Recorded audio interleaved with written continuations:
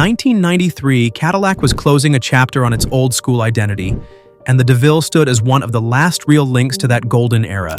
This generation of DeVille had been around since 1985, when GM decided their full-size cars needed a major shift, ditching rear-wheel drive and switching over to front-wheel drive platforms. It wasn't just Cadillac making the move.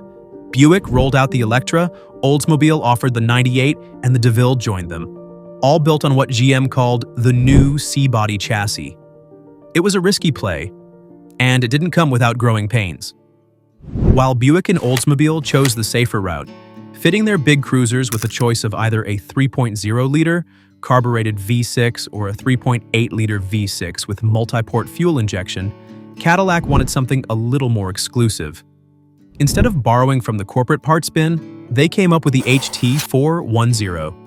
Sounds fancy, high technology and all that, but what it really delivered was a masterclass in why mixing an aluminum block with cast iron heads is a terrible idea.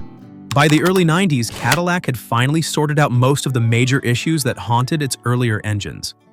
The 4.9-liter V8 wasn't just more powerful, it was smarter too, thanks to multi-port fuel injection that helped improve both performance and reliability. A lot of the old headaches, like the chronic head gasket and intake gasket failures from the HT4100 days, had mostly been cured. That being said, the 4.9 wasn't perfect either. No engine from that era really was. One common quirk with these motors was a #1 main bearing knock.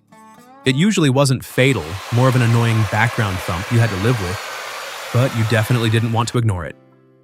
The trick was to keep up religiously with oil changes. Fresh oil seemed to keep the issue from turning into something serious.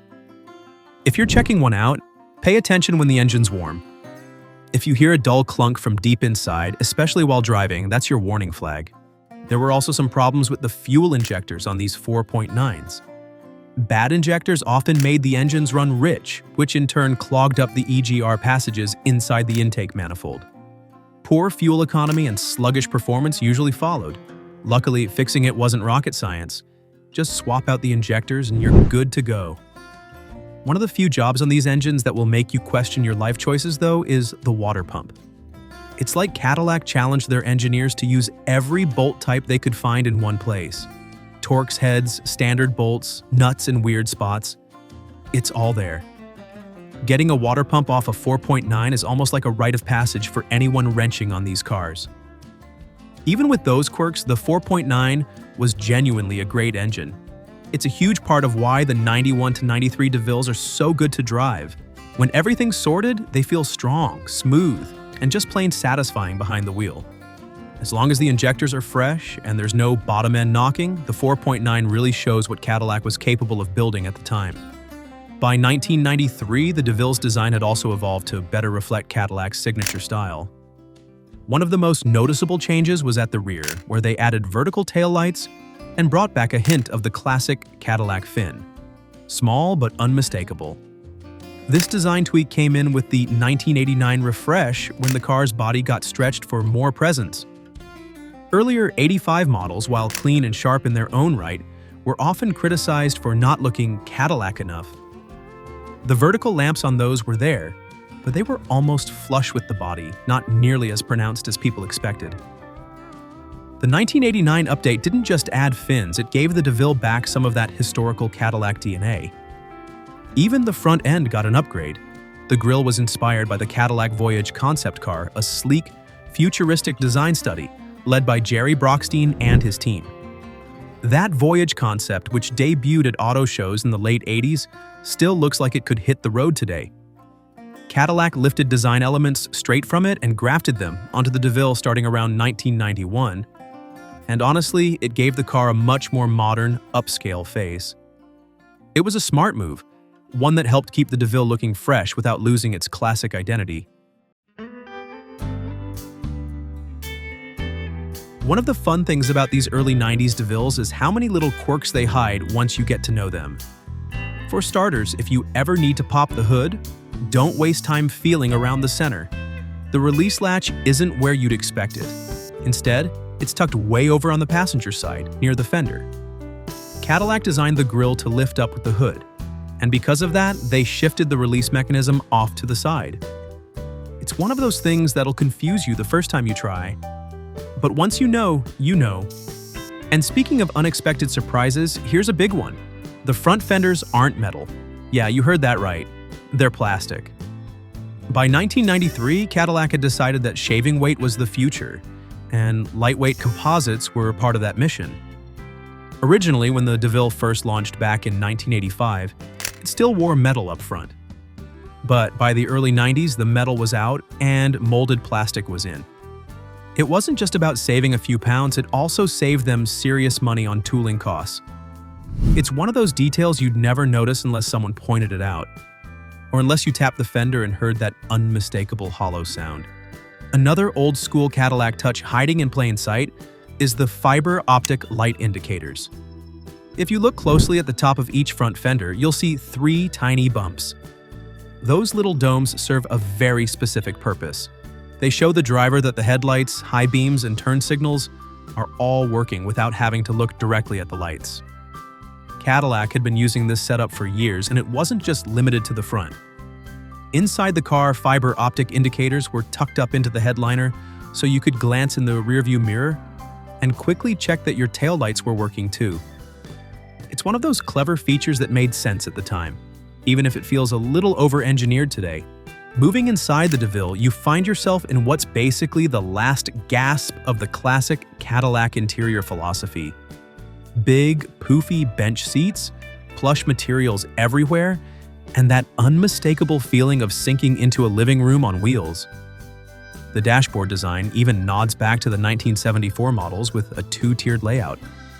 But unlike the old days where the upper tier was just a strip of warning lights, here the main gauge cluster, including the speedometer, sits up high in clear view.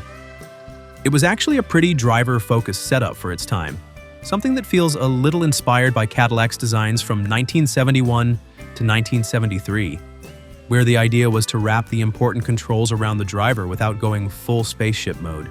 The DeVille's dashboard was one of the last to really wrap around the driver in that old-school Cadillac way. Not too aggressive, but enough that it made you feel like you were in command of something serious. Taking a closer look at the instrument cluster, you'll notice this one's equipped with the optional digital dash. The base setup was a much simpler analog cluster, with a horizontal speedometer, but this digital setup way more futuristic for its time. On the left side of the cluster, there's an EM button that lets you toggle between English and metric units.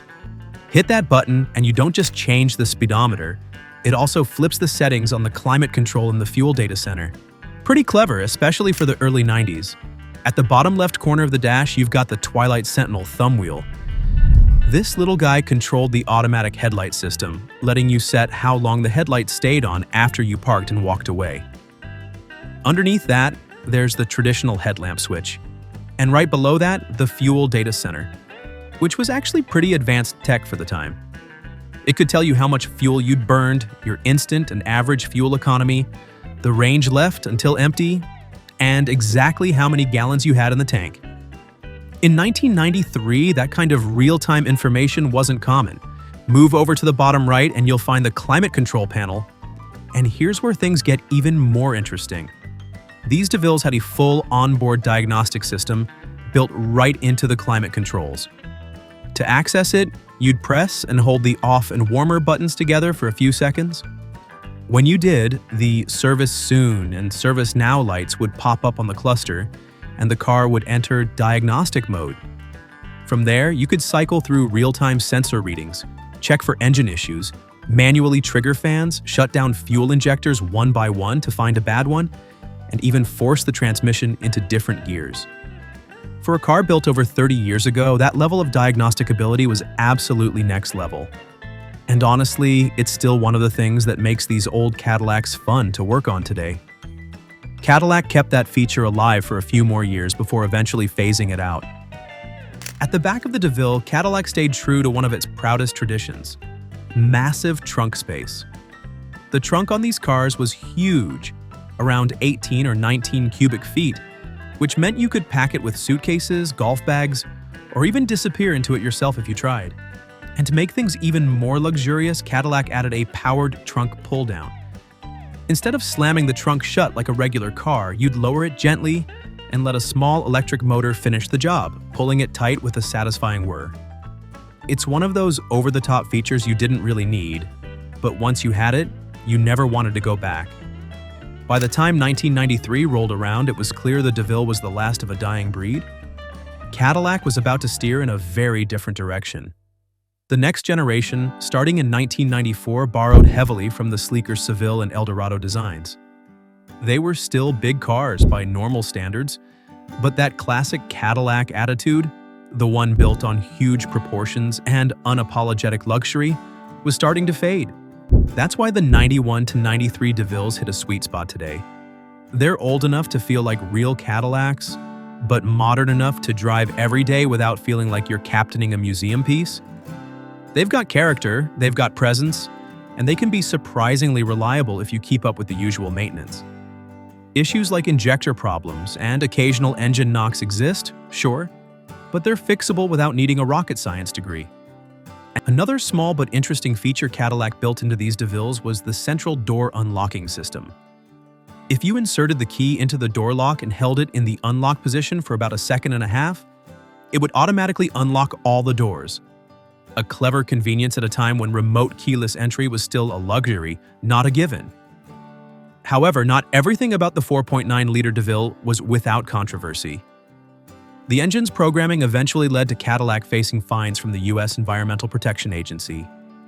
During normal driving, especially when the car's climate control was set to auto, the engine management system would richen the fuel mixture whenever the air conditioning compressor was active. This richer mixture helped the engine run smoother under load and prevented stalling.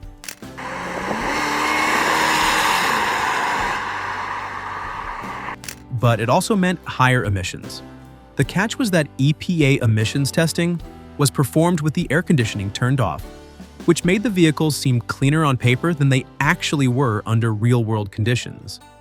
In day-to-day use with the climate control running as most owners would have it, these DeVilles were putting out more pollutants than they were supposed to. Once the discrepancy was discovered, Cadillac was fined for the violation, although by that point, the 4.9 powered DeVilles had already gained a reputation for being smooth, quiet, and reliable luxury cruisers. Despite that blemish, the 1991 to 1993 DeVille remains a strong choice for anyone wanting an affordable, retro-flavored Cadillac experience today.